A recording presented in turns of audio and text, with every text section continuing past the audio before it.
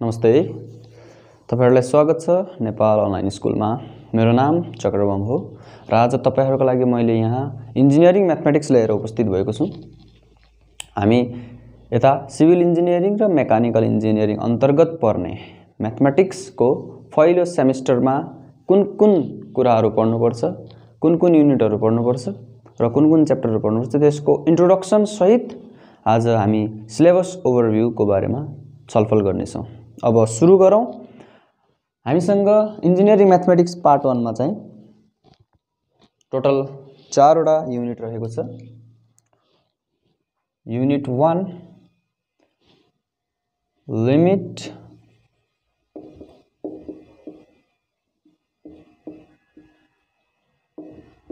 continuity and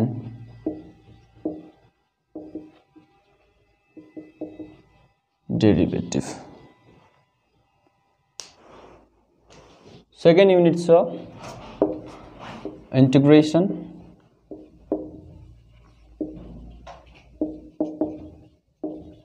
and its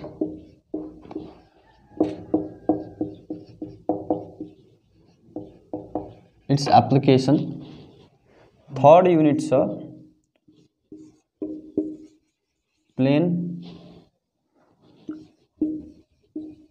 analytic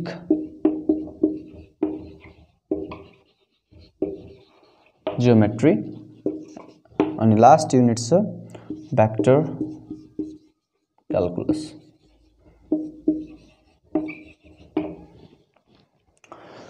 okay, अब हामी यी 4 वटा युनिट भित्र कतिवटा च्याप्टर छन्, ती च्याप्टर भित्र के गर्नुपर्छ, ती च्याप्टरहरुको बारेमा अलिकति डिटेल इन्फर्मेसन अलिकति त्यो बारेमा लिनुपर्छ हैन हामीले। ठीक छ।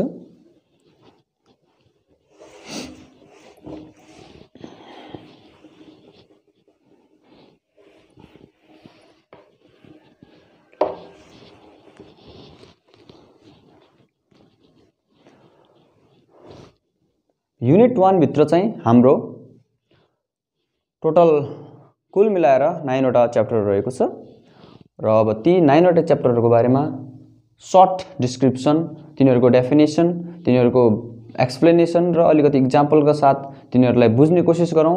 फर्दर हामी च्याप्टरमा पढ्दाखेरि के पढ्नु पर्छ त भनेर त्यो त्यस बारेमा छलफल गरौं हैन। हामीसँग पहिला युनिट 1 मा चाहिँ कुल 9 वटा च्याप्टर रहेको छ। पहिलो च्याप्टर आफैमा लिमिट, कन्टिन्युटी एन्ड डेरिभेटिभ छ। अब पहिलो युनिट भित्र च्याप्टर 1.1 पहिलो युनिट भित्र च्याप्टर 1.1 छ जो आफैमा लिमिट, कन्टिन्युटी एन्ड डेरिभेटिभ को कन्सेप्ट लिएर आएको छ। कन्सेप्ट अफ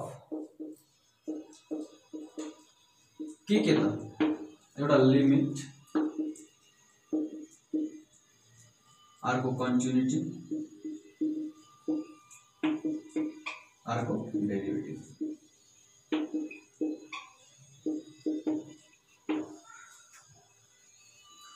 र लिमिट र कन्टिन्युटी अनि अर्को डेरिभेटिभ छ।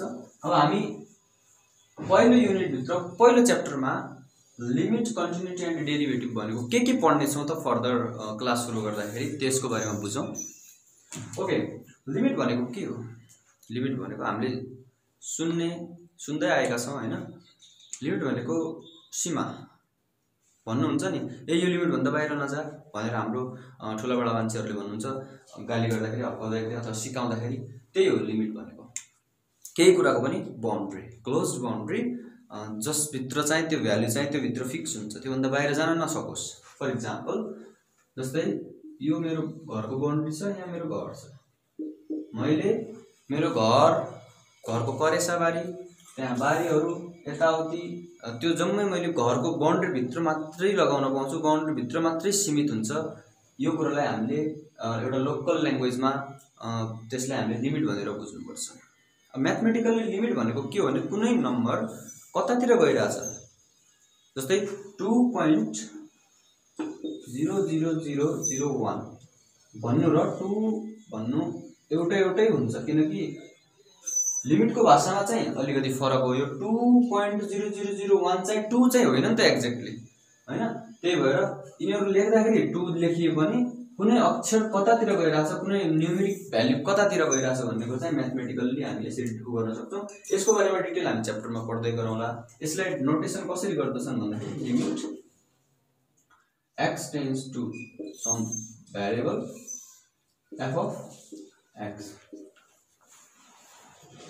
कुनै फंक्सन छ र त्यो फंक्सनको एउटा भ्यारिएबल x छ, त्यो कतातिर गइरहेछ, एउटा कन्स्टेन्टतिर गइरहेछ, त्यो कन्स्टेन्टतिर गइरहेछ। हामी लिमिट कसरी निकाल्छौँ, लिमिटको डेफिनेसन सहित सबै एक्सप्लेनेसन पुरै च्याप्टर सहित र क्वेसनहरु सल्भ गर्ने कामहरु हामी उता च्याप्टरमै गरौँला। पहिलो च्याप्टरको पहिलो पार्टमा कन्टिन्युटी भनेको आफैमा कन्टिन्युअस छ। कन्टिन्युटी केही काम लागे पनि कन्टिन्युटी दिनुस्, तपाई नरोकिकन जानुस् भन्ने बुझिन्छ भन्दाखेरि म्याथमेटिकल्ली यसलाई कसरी प्रुभ गर्न सकिन्छ भन्दाखेरि कुनै मैले कर्वको एक्जाम्पल दिन्छु। कर्व छ हैन, यो कर्व हो र कर्व कतै भाँचेर गएको छैन, यो कन्टिन्युअसली गइराछ। कन्टिन्युअसली गइराछ भने यो कन्टिन्युअस कर्व हो। अब मैले कतै यता ब्रेक डाउन गरे यसलाई भनेपछि यो कर्वको पाथ यहाँनिर भङ्ग भयो भनेपछि मैले यसलाई डिसकन्टिन्युअस कर्व भनेर भन्नुपर्छ। अब लिमिट र कन्टिन्युटीको कुन रिलेसन छ त, यिनीहरुको बीचमा के भिन्नता छ अथवा के फरक छ, लिमिटले गर्दा कन्टिन्युटीमा के असर पर्छ, यो हामी च्याप्टरमा एक्सप्लेन गर्नेछौँ। Limit, left hand limit, right hand limit, functional value, यी सबै कुराहरु +2 मा पढ्नु भएको हो। अब यता इन्जिनियरिङ म्याथमेटिक्समा पनि यसको इन्ट्रोडक्सन अथवा यसको रिकल हामी च्याप्टरमा गर्नेछौँ। ठीक छ। अब डेरिभेटिभ भनेको तपाईले +2 मा बुझ्दाखेरि हामी के भन्छौं भन्दाखेरि the rate change of something भनेर यसले डिफाइन गरिएको छ। लाइफमा अथवा सराउन्डिङमा सबै कुराहरु चेन्जेबल छ, सबै कुराहरु परिवर्तनशील त सधैँ छ हैन, चेन्ज नहुने कुरा कुनै पनि छैन। अब डेरिभेटिभ भनेको एक्ज्याक्टली त्यही नै हो, कुनै कुरा चेन्ज हुने रेट कति छ त। फर एक्जाम्पल तपाई हिँडिरहनु भएको छ, तपाईलाई ए पोइन्ट देखि बी पोइन्टमा पुग्नु छ भनेपछि तपाईले कुन स्पिडले गयो भने, यो डिस्टेन्समा कति स्पिडले गयो भने ए देखि बी मा पुग्नुहुन्छ हो, त्यो स्पिड जो मेजरमेन्ट छ, त्यो स्पिड अथवा भेलोसिटीलाई हामी के भन्छ, भेलोसिटी एउटा एक्जाम्पल भयो, त्यो चाहिँ derivative of this function S. S फंक्सनको डेरिभेटिभ हो विथ रेस्पेक्ट टु के त, टाइम। अब डिस्प्लेसमेन्टको कुरा आयो, भेलोसिटीको कुरा आयो भने टाइमको कुरा आउँछ नि, भेलोसिटीको कुरा आयो भने त डिस्प्लेसमेन्ट र टाइमको कुरा आउँछ। त्यही भएर कसरी निकाल्यौ त तिमीले भेलोसिटी भन्दाखेरि डिस्प्लेसमेन्टको भेलोसिटी गरे विथ रेस्पेक्ट टु टाइम गरे भनेर भन्दिने। ठीक छ। अब यसको बारेमा पनि हामी थप छलफल च्याप्टरमा गरौँला।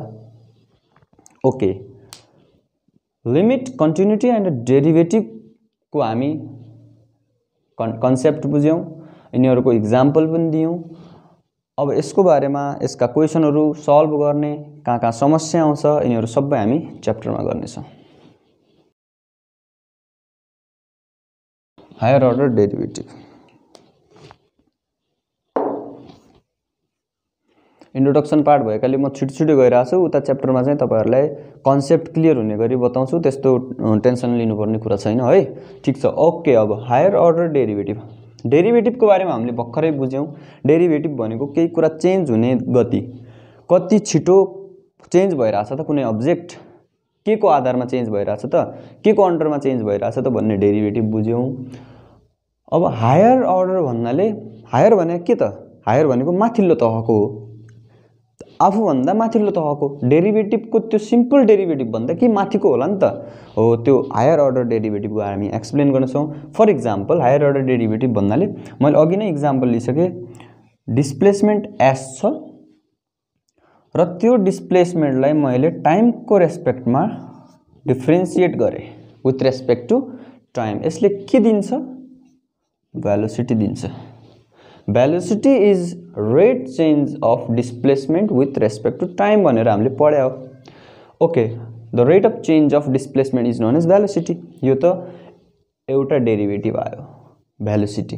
अब मैले भेलोसिटीलाई पनि टाइमको रेस्पेक्टमा डेरिभेटिभ गर्यो भने the rate of change of velocity with respect to time, याद गर्नुस् सानो छँदा हामीले के पढेका थियौं, साइन्समा the derivative of velocity with respect to time के पढाएको थियौँ स्टुडेन्ट्स एस्ट्रोलेसन पढाएको थियौँ साथीहरू हो कि हैन okay acceleration is the rate change of velocity यही डिस्प्लेसमेन्ट दुईचोटि डेरिभेटिभ हुँदा के निक्लेर आयो एक्सलेरेसन निक्लेर आयो त्यही भएर यसलाई हामी हायर अर्डर डेरिभेटिभ भन्छौँ अब यो सिम्पल यसको नोटेसन पनि यस्तो सिम्पल खालको छैन दुईचोटि भएकाले D square X up D square Y को रेस्पेक्टमा गरिरहेको छौँ भने Y with respect to D X square X र वाई अब यिनीहरूलाई नै हामी डिनोट गरेर गर्छौँ एबिसिडी जे पनि हुन्छ यो त बुझ्नुभयो होला ओके हायर अर्डर डेरिभेटिभको बारेमा थप छलफल हामी च्याप्टर 1.2 मा एक्सप्लेन गर्नेछौँ ठीक छ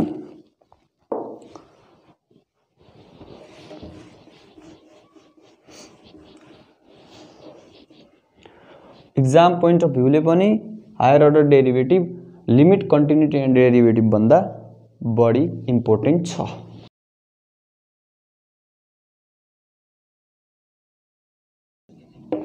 ओके गाइस हामी च्याप्टर 1.3 मा +2 मा पढ्दै आएको रोल्स थ्योरम हामीले रोल्स थ्योरमहरुको बारेमा त पढ्यौ हो नि त मीन भ्यालु थ्योरम र रोल्स थ्योरम त पढेको हैन हो यसको बारेमा थप छलफल गर्ने छौं अब यसको बारेमा अलिकति बुझ्नु पर्दा मीन भ्यालु थ्योरम भनेको के हो यसको नाम हेर्नुस् त मीन भनेको आधा है मीन भनेको आधा हो जस्तै मैले धेरै यसको इन्टरप्रिटेसन ज्यामेट्रिकल इन्टरप्रिटेसन गरिन अहिले तर अहिले यति बताउँछु कि कुनै एउटा ए छ for example F of X भन्ने फंक्सन छ त्यसको स्टार्टिङ भ्यालु भनेको ए छ र त्यसको इन्ड भ्यालु भनेको बी छ भनेपछि यिनीहरुलाई सम गरेर 2 ले डिवाइड गर्नु भनेको मीन हैन ओके यो मीन कति हुन्छ त भन्दाखेरि यसले पनि भ्यालु दिन्छ जस्तै 1.1 + 1 डिवाइड बाइ 2 गर्दाखेरि 1 आउँछ यो पनि एउटा अर्को भ्यालु आउँछ 1 मा 1 जोड्दा 2 2 लाई 2 ले डिवाइड गर्दा 1 आउँछ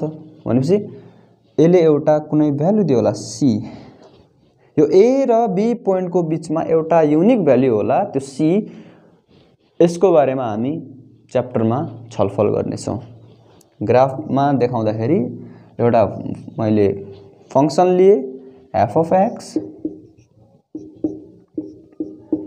यो a हो यो b हो कुनै एउटा यो कर्वमा एउटा अवश्य एउटा यस्तो पोइन्ट होला जुन c होला अब त्यो c का क्यारेक्टरिस्टिक्सहरु के हुनेछन् कहिले यो c 0 हुन्छ कहिले c को डेफिनेट मिनिङ हुन्छ यसको युनिट हुन्छ हो यिनीहरु सबै हामी थ्योरमको आधारले बुझ्ने छौं ठीक छ अब टेलर्स सिरिज र मैक्लॉरिन सिरिज भनेको केही पनि हैन कुनै पनि फंक्सनको for example f of x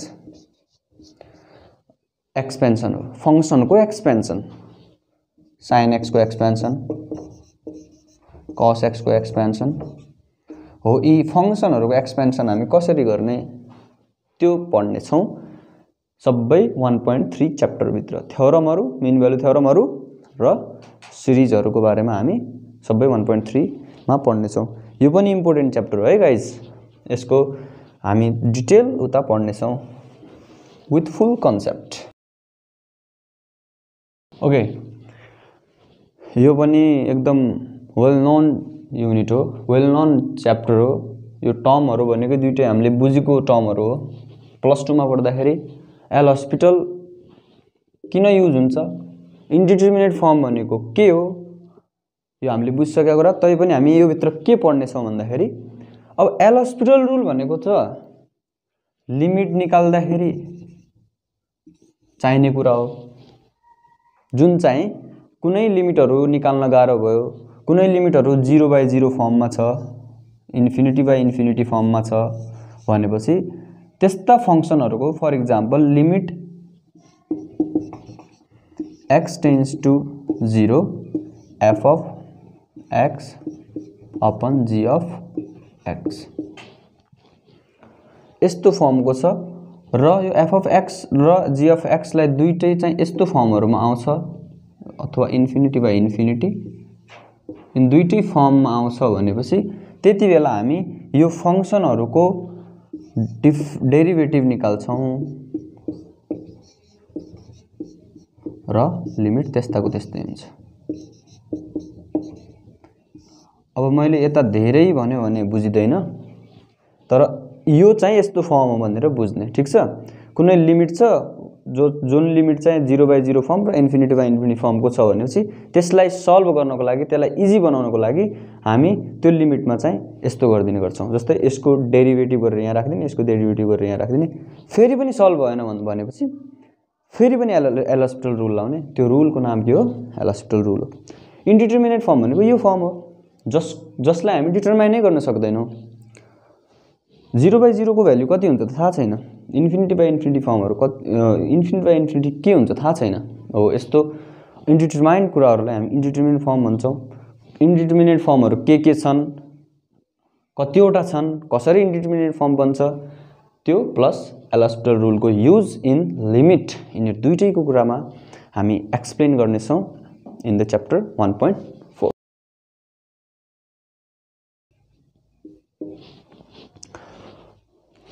ल, 5th च्याप्टर चाहिँ रहेछ asymptote of Cartesian and polar curve. अब हामीले यो बुझ्नु पर्यो कि एसिम्प्टोड यो तपाईहरुको लागि नयाँ टपिक हो, किनकि न हामीले यो +2 मा पढेका छौं, कतै सुन्नु भयो होला, डिक्सनरीमा मिनिङ थाहा भयो होला, त्यति मात्रै हो। कार्टेसियन र पोलार हो। कार्टेसियनको बारेमा त हामीले यो अलिकति सुनेको होला, पोलार चाहिँ अलिकति नयाँ हुन सक्छ यता। ठीक छ, अब एसिम्प्टोड भनेको के हो यो बुझौँ त है एकैचोटी। एसिम्प्टोड भनेको केही पनि हैन। एसिम्प्टोड भनेको एउटा सरल रेखा हो जसलाई हामी इंग्लिशमा स्ट्रेट लाइन भन्छौं। एसिम्प्टोड भनेको त्यस्तो सरल रेखा हो जसले चाहिँ कुनै पनि कर्वमा इन्फिनिटीमा गएर मिट गर्छ। यति लामो छ हैन, त्यो इन्फाइनाइट पोइन्टमा गएर चाहिँ कुनै कर्वलाई मिट गर्छ भने यस्तो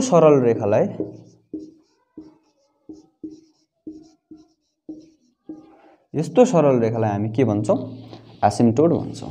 ठीक छ, अब सरल रेखा र कुनै कर्वको बारेमा स्टडी गर्दैछौं भने कर्वको पनि त टाइपहरु होला। कस्तो प्रकारको कर्वहरु त? एउटा कार्टेसियन कर्व, एउटा पोलार कर्व। कार्टेसियन कर्व कस्तो कर्वहरु? जुन कार्टेसियन फर्ममा छ, कर्वको पनि फर्म हुन्छ। अर्को पोलार कर्व भनेको कस्तो कर्व? जुन पोलार फर्ममा छ। कार्टेसियन फर्म भनेको जस्तै अब यो मैले कोअर्डिनेट बनाए,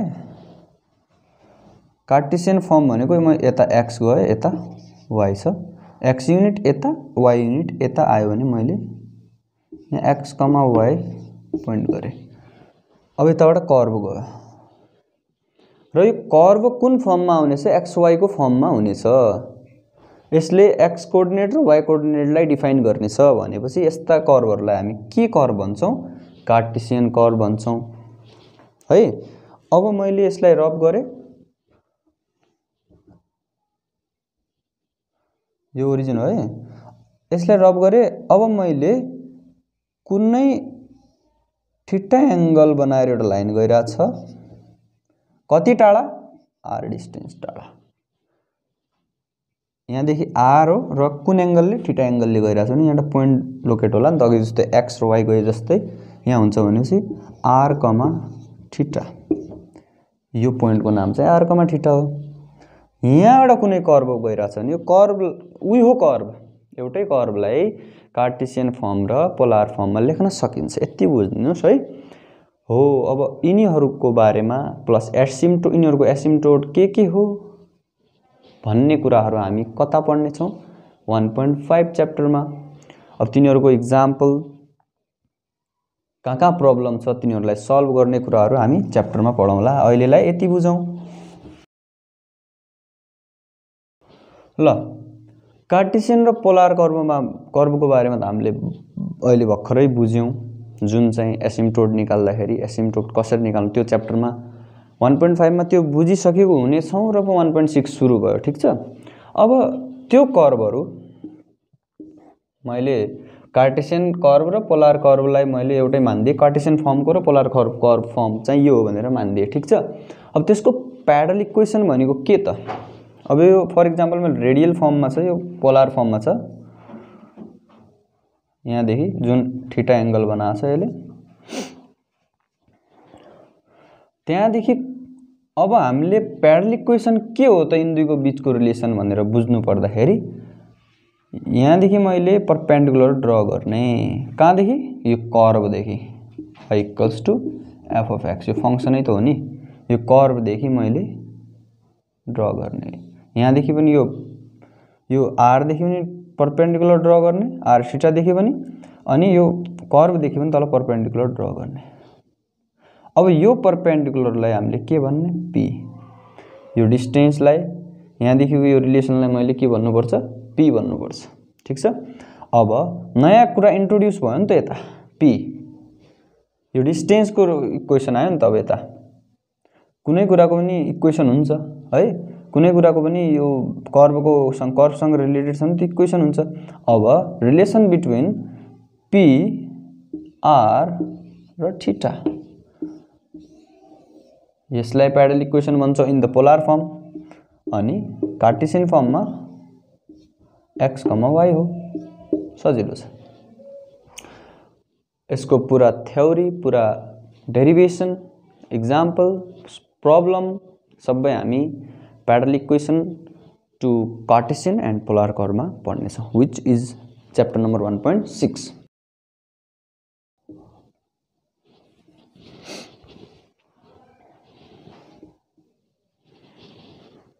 यो फर्स्ट युनिटमा कुनै च्याप्टर छुटिरहेको छ भन्दाखेरि तपाईले भन्नु होला त्यसको बारेमा पनि मैले अलगै भिडियो बनाउने छु ठीक छ तर अहिले चाहिँ के पढ्नुपर्छ इन्जिनियरिङ म्याथमेटिक्समा के अवेलेबल छ मैले नछुटाउने प्रयास गरौँला बाइ चान्स कुनै युनिभर्सिटीमा छुटिहाल्यो भने पनि तपाईले भन्नु होला ठीक छ अब यसमा curvature and radius of curvature छ यो फर्स्ट सेमिस्टरमा पढाइ हुने हो कतै सेकेन्ड सेमिस्टरमा होला ल ओके कर्वेचर भनेको के स्ट्रेट लाइन र कर्वमा फरक थाहा छ नि त तपाईलाई यो स्ट्रेट लाइन हो यो कर्व है अब कर्व किन भने अलिकति बाङ्गो छ कर्व बाङ्गो हुनु अब यो कर्व छ यो पनि कर्व हो यो पनि कर्व हो एउटा स्ट्रेट लाइन छ अरु कर्व हुन् यो भन्दा बढी बाङ्गो छ नि त यो भन्दा बढी बाङ्गो भएर गएको छ यो अलिकति कर्व छ हात मेरो हेर्नुस् त अलि यो बढी बाङ्गो भयो बाङ्गो कर्ली भएर आयो ठीक छ अब यो कुन रेटले बाङ्गो भइरहेछ त द रेट अफ चेन्ज हो नि त यो पनि एउटा डेरिभेटिभ भनेर अघि एक्सप्लेन गरेको थिएँ मैले हो यो कुन रेटले यो कर्व भइरहेछ हो त्यो रेटलाई हामी के भन्छौँ कर्व चेन्ज हुने बाङ्गो हुने रेटलाई नै कर्वेचर भन्छौँ है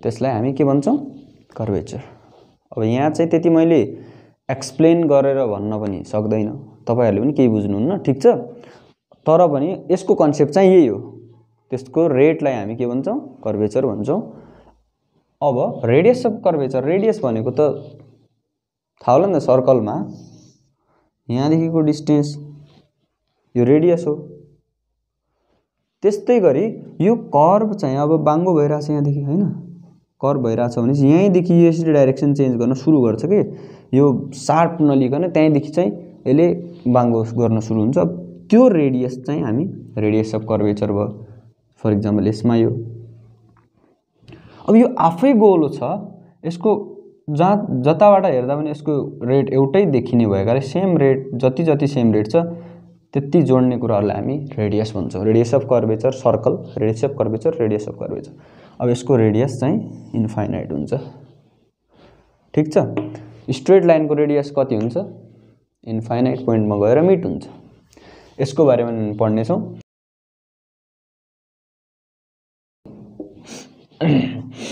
यसमा धेरै अहिले बुझ्नुपर्ने केही छैन डेरिभेटिभ भने थाहा छ पार्शियल भनेको पुरा हैन आधा है कुनै पनि फंक्सनको थोरै डेरिभेटिभ गर्नु त्यसलाई पार्शियल डेरिभेटिभ भयो तर कसरी बुझ्ने एउटा फंक्सन छ f इक्वल्स टु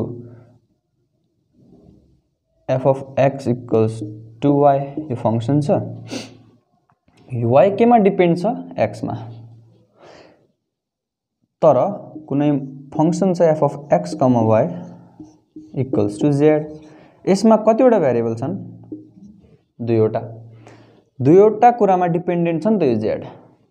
यो यसमा र यसमा डेरिभेटिभ गर्दा मात्रै टोटल डेरिभेटिभ आउने हो नि त। यसमा कति चेन्ज आयो, यसले गर्दा जेडमा कति चेन्ज आयो, एक्सले गर्दा जेडमा कति चेन्ज आयो र वाइले गर्दा जेडमा कति चेन्ज आयो भन्ने कुरा चाहिँ हाम्रो टोटल चेन्ज भन्ने बुझिन्छ, त्यो डेरिभेटिभ भयो हैन। अब एक्सले मात्रै गर्दा जेडमा कति असर पर्छ त्यो हामीलाई चाहिएको छ भने के गर्ने? पुरै हाम्रो डेरिभेटिभ गरेर त हुँदैन, पुरै डेरिभेटिभ गरेर त यसको चेन्जले गर्दा फरक पर्दैन। त्यही भएर पार्शियल डेरिभेटिभको एउटा त्यो फर्मुलाहरू लाएर हैन, पार्शियल डेरिभेटिभ मेथड लाएर हामी क्याल्कुलेट गर्नेछौँ कि एक्सले गर्दा अथवा वाइले गर्दा तिनीहरूको पर्टिकुलरले गर्दाखेरि पुरैमा चेन्ज कति आउँछ, त्यो चेन्जहरूको बारेमा हामी हेर्नेछौँ। त्यहाँ 2 भेरिएबल पनि हुनसक्छ, 3 भेरिएबल पनि हुनसक्छ। एक्स वाइ जेड यी भनेको 3 भेरिएबल हुनसक्छन्। 1.8 मा हामी त्यति डिस्कस गर्नेछौँ। यो पनि इम्पोर्टेन्ट च्याप्टर हो। 1.9 यो युनिटको लास्ट च्याप्टर त्यो छ extreme of function, extreme of function of 2 or 3 variable।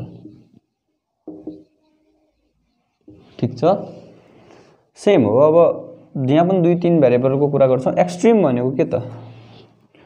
या त धेरै ज्यादा या त धेरै कम, त्यही हैन एक्सट्रिम भनेको। अब एक्सट्रिम भनेको हामी यता एक्सट्रिम मिनिमा र एक्सट्रिम म्याक्सिमाको कुरा गर्छौँ। यो भन्दा अगाडिको ती भनेको चाहिँ हाम्रो डेरिभेटिभको एप्लिकेसन हो। ठीक छ, यो पनि डेरिभेटिभको एप्लिकेसन हो। तपाईले +2 मा पढ्दाखेरि मिनिमा म्याक्सिमा पढ्नुभयो होला हैन, त्यही नै हो। यो अन्त के हैन, त्यहाँ 2 एउटा भेरिएबलको पढ्नुभयो होला, यहाँ 2 और 3 भेरिएबलको पढ्छौँ। एक्सट्रिमा और मिनिमम और म्याक्सिममको बारेमा पढ्छौँ। एक्सट्रिम मिनिमा, एक्सट्रिम म्याक्सिमा, त्यो पनि 2 और 3 भेरिएबलको पढ्छौँ है। अब चाहिँ हाम्रो सेकेन्ड युनिट।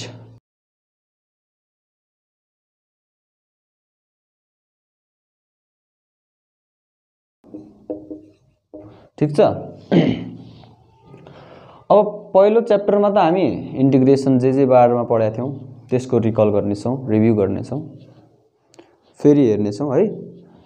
च्याप्टर नम्बर 2 मा छ definite integral as the sum limit of sum. तेस्रोमा छ डेफिनेट इन्टिग्रलको कुनै फङ्सनको डेफिनेट इन्टिग्रल, तिनीहरूको जेनरल प्रपर्टिज, तिनीहरूको इक्जाम्पलको बारेमा हामी हेर्नेछौँ।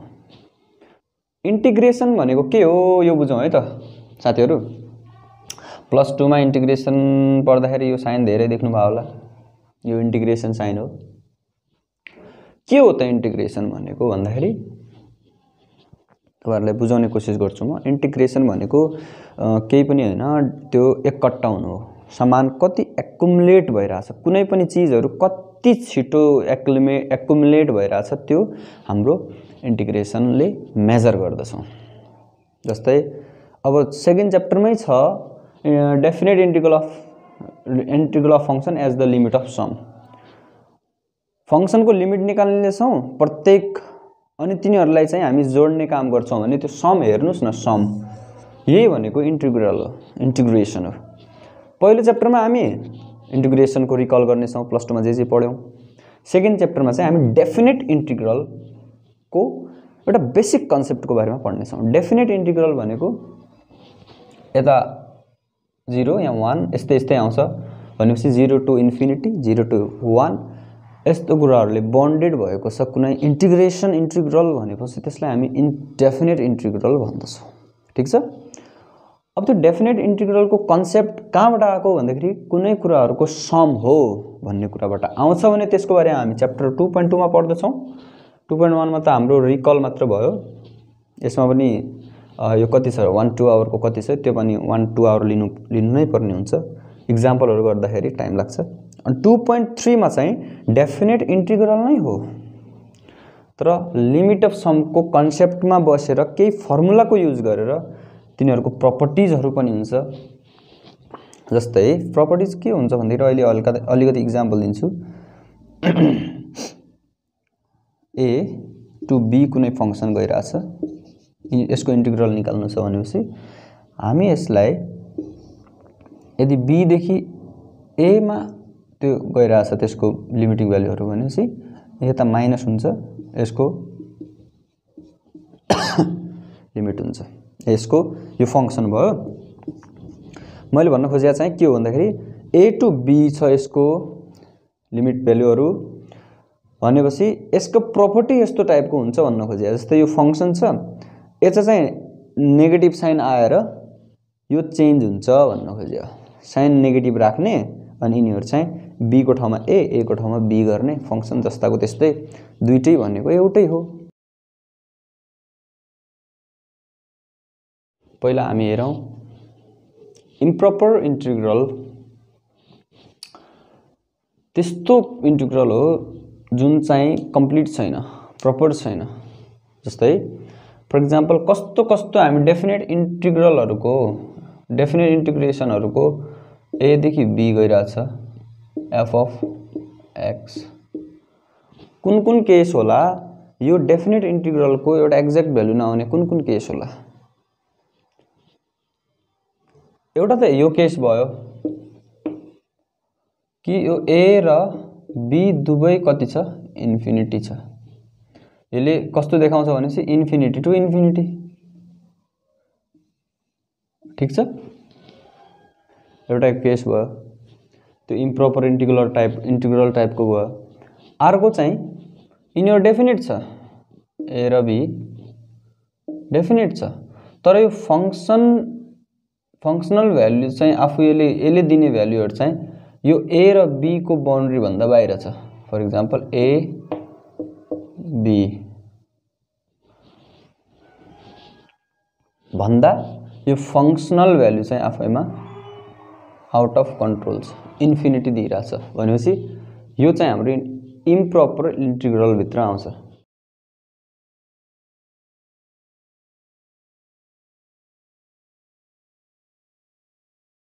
रिडक्सन फर्मुला 2.5 मा छ beta and gamma function. Reduction भनेको आफैमा रिड्युस्ड भ्यालु, रिडक्सन फर्मुलाले रिड्युस्ड भ्यालु दिन्छ कुनै पनि इन्टिग्रेसनको।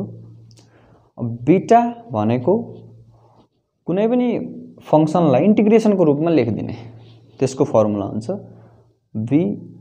बीटा एम कमा एन छ भनेपछि 0 to 1 गइरहेछ लिमिट, डेफिनेट लिमिटको प्रपर्टी पनि हो। एक्स को पावरमा एम माइनस 1 माइनस एक्स पावरमा एन माइनस 1। यो एम र एनले डिनोट गर्छ कि यसको भ्यालु कति आउँछ। अरू त हाम्रो चेन्ज हुँदैन, यिन दुईटा कुरा मात्रै एम र एन मात्रै चेन्ज हुन्छ। अनि गामा फङ्सनले चाहिँ यस्तो अन्डरवुड जस्तो भित्र चाहिँ एन लेख्ने अनि 0 to इन्फिनिटी ई को पावरमा minus x to the power minus n minus 1 dx where n is greater than 0 यो हुनुपर्छ। अब बीटा र गामाको रिलेसन पनि हेरौँला। बीटा फङ्सन भनेको के हो, गामा फङ्सन भनेको के हो, केमा युज हुन्छ। डेफिनेट इन्टिग्रल निकाल्दाखेरि बीटा र गामा फङ्सनको प्रपर्टिजहरू युज गर्दछौँ, किनकि डेफिनेट इन्टिग्रल निकाल्नलाई बीटा र गामा फङ्सनहरूले सजिलो पार्दिन्छ इन्टिग्रेसनलाई। ठिक छ, यो च्याप्टर छ। यो पनि इन्टिग्रेसनकै एप्लिकेसन हो। अब यसमा चाहिँ के भनेको छ भन्दा determination of area volume length of solid of revolution. Axis के को अन्डरमा रिभल्भ गर्छ यसको बारेमा अलिकति बुझौँ हैन। यो कर्भ छ, यो ए पोइन्ट, यो B point, X axis, Y axis, origin. यो सोलिड अब्जेक्ट छ अथवा कर्भ छ, सोलिड अब्जेक्ट छैन अहिलेलाई।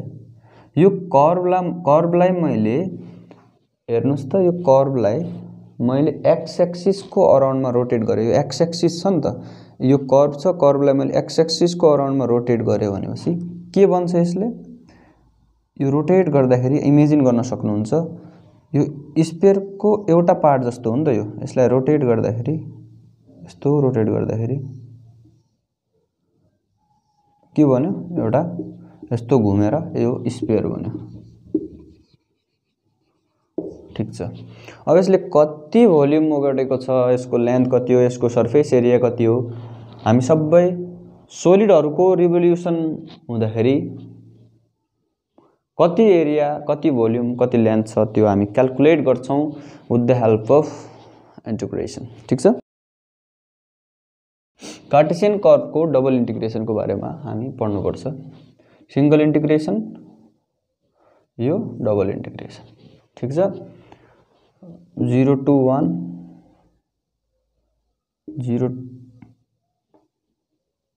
x to y समथिङ होला, f of x y dx। यस्तो प्रकारको कुनै फंक्सन छ, कुनै इन्टिग्रेसन छ भनेपछि हामी यस्तो फंक्सन हो डबल कुनै दुईचोटी इन्टिग्रेसन भएको छ भने त्यसलाई डबल इन्टिग्रेसन भन्छ। कस्तो कर्वको हामी डबल इन्टिग्रेसन क्याल्कुलेट गर्ने छौं, कार्टेशियन कर्वहरुको मात्रै। कुनै पोलर कर्वमा दिएको छ भने त्यसलाई कार्टेशियनमा कन्भर्ट गर्ने अनि हामी क्याल्कुलेट गर्ने।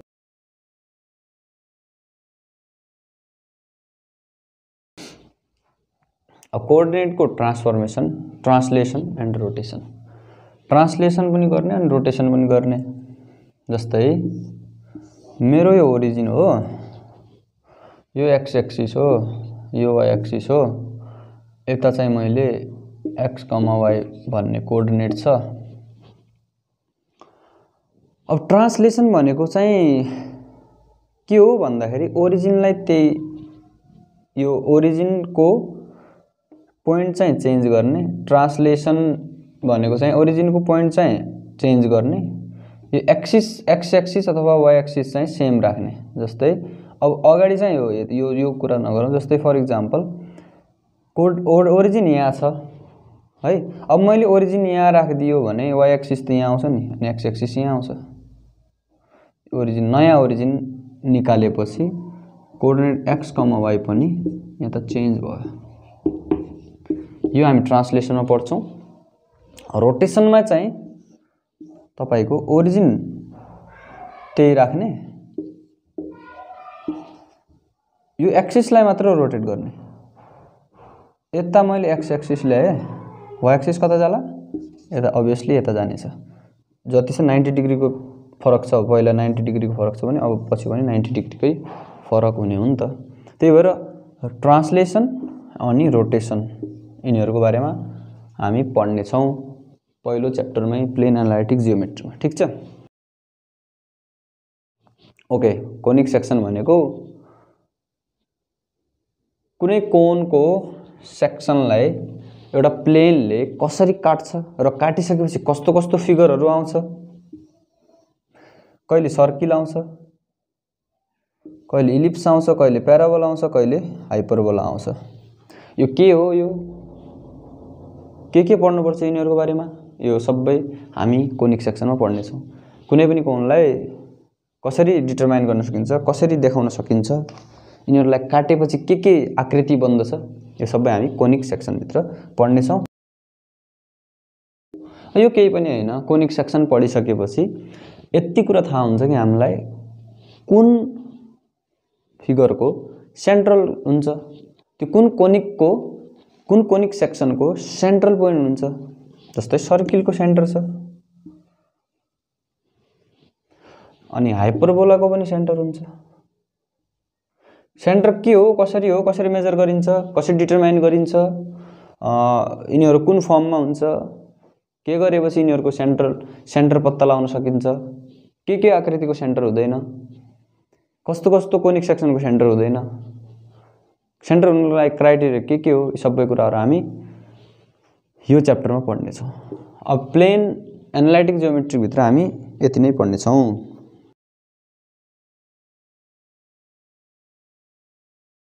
जस्तै अब 4.1 मा हामी भेक्टरको बारेमा, स्केलरको बारेमा, जसको म्याग्निट्युड, डाइरेक्सन हामीले पढेका हुन्छौं सानो क्लासमा। भेक्टर भनेको के हो जसको दुईटै डाइरेक्सन र म्याग्निट्युड हुन्छ। स्केलर भनेको डाइरेक्सन हुँदैन, म्याग्निट्युड मात्र हुन्छ। यो कुरा पढेका थियौँ। यसलाई फेरि रिपिट गर्नेछौँ, इक्जाम्पलहरू हेर्नेछौँ, पोइन्ट भेक्टरहरू हैन। ठिक छ। त्यसपछि हामी स्पेस कोअर्डिनेटको बारेमा हामी पढ्नेछौँ। भेक्टरलाई हामी स्पेसमा बुझ्नेछौँ। एक्स वाई जेड दुईटा एक्सिस हो, तेस्रो एक्सिस थपिन्छ यसमा। सिलिन्ड्रिकल, कार्टेसियन र स्पेरिकलको बारेमा पढ्नेछौँ। तेस्रो छ प्रोडक्ट अफ टु भेक्टर्स। दुईटा भेक्टरलाई प्रोडक्ट गर्दाखेरि के आउँछ? ए भेक्टर र बी भेक्टरलाई प्रोडक्ट गर्ने बित्तिकै कुनै स्केलर आउँछ भने त्यो डट प्रोडक्ट भयो। दुईटा भेक्टरलाई प्रोडक्ट गर्दाखेरि कुनै एउटा भेक्टर आउँछ भने त्यो क्रस प्रोडक्ट भयो। यो कुराहरूको बारेमा हामी पढि पनि सकेका छौँ, फेरि पढ्ने पनि छौँ। +2 मा यो भएको कुरा स्केलर प्रोडक्ट, भेक्टर प्रोडक्ट पढ्नु भयो होला। ल अब लास्ट युनिटको लास्ट च्याप्टर चाहिँ यो हो। अब reciprocal system of vectors and their properties भने के हो यो बुझ्नु पर्यो। 4.4 लाई हेरौँ पहिला। कुनै तीनवटा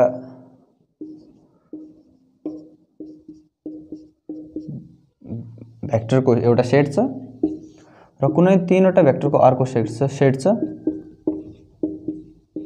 भनेपछि एउटा यस्तो प्रोपर्टी हो जसमा ए भेक्टरले एक्स भेक्टरसँग डट प्रोडक्ट, बी भेक्टरले वाई भेक्टरसँग डट प्रोडक्ट र सी भेक्टरले जेड भेक्टरसँग प्रोडक्ट इक्वल्स टु हुन्छ 1। यो चाहिँ हाम्रो रेसिप्रोकल सिस्टम अफ भेक्टरमा एक्सप्लेन गर्न सकिन्छ। ठिक छ। अब 4.5 मा चाहिँ vector equation of line and planes. कुनै लाइनको र प्लेनको इक्वेसन, लाइनको इक्वेसन कस्तो हुन्छ, प्लेनको इक्वेसन कस्तो हुन्छ भन्ने त थाहा छ हामीलाई। अब लाइनको इक्वेसन त थाहा छ नि त हामीलाई हैन, x + y + 2 = 1 यस्तो टाइपको हुन्छ। प्लेन इक्वेसन पनि त्यस्तै हो। अनि त्यो चाहिँ कुन फर्ममा? भेक्टर फर्ममा। भेक्टर फर्ममा भन्नाले जसको म्याग्निट्युड डाइरेक्सन होस्, अथवा हामी स्पेस कोअर्डिनेटमा पनि यसको बारेमा अलिअलि हेर्छौँ, तर यता vector equation of line and प्लेनमा चाहिँ हामी एक्सप्लेन गर्छौँ। अब यहाँबाट हामी हाम्रो सबै च्याप्टरहरू सुरु गर्नेछौँ। आज हाम्रो इन्ट्रोडक्टिभ पार्ट थियो। त्यति खासै इफेक्टिभ नहोला, तर पनि तपाईहरुले बुझ्न सक्नुहुनेछ कि तपाईहरुले अब के पढ्नु हुनेछ भन्ने यति बुझ्न सक्नुहुनेछ। अबको सेसनहरुमा चाहिँ तपाईले पढ्नुपर्ने कुराहरु चाहिँ यी कुराहरु हुन्। अब केही च्याप्टरहरु छुट्यो, कतै मिस भयो भनेपछि तपाई हामीलाई भन्न सक्नुहुन्छ, हामी त्यसमा अलगै भिडियो बनाउला। अब मैले भन्न खोजिरहेको के हो भन्दाखेरि चाहिँ अब तपाईहरुले चाहिँ यो च्याप्टरहरुमा के अहिलेसम्म के बुझ्नुभयो, अहिले चाहिँ मैले यो स्पिड बढाएर भनिरहेको थिएँ हैन। किन भन्दाखेरि इन्ट्रोडक्टिभ पार्ट हो, खासै केही कुराहरु बुझिन्छ, केही बुझिदैन। अब च्याप्टर स्टार्ट गरिसकेपछि चाहिँ हामी डिटेल जानेछौँ च्याप्टरमा, तिनीहरुको बारेमा पढ्नेछौँ, एक्जाम्पलहरु हेर्नेछौँ, डिस्क्रिप्सन पुरै डेफिनेसन सहित सबै एक्जाम पोइन्ट अफ भ्यूले पनि हामी केही कुराहरु सल्भ गर्दै जानेछौँ। ओके, आजको लागि यो इन्ट्रोडक्टिभ पार्ट र सिलेबस ओभरभ्यू यतै समाप्त गर्न चाहन्छु। अब नयाँ च्याप्टर्सका साथ नयाँ च्याप्टर हाम्रो इन्जिनियरिङ म्याथमेटिक्स पार्ट 1 मा चाहिँ फर्स्ट देखि नै introduction to limit, continuity and derivative लिएर हामी नेक्स्ट सेसनमा आउला। तबसम्मको लागि नमस्कार।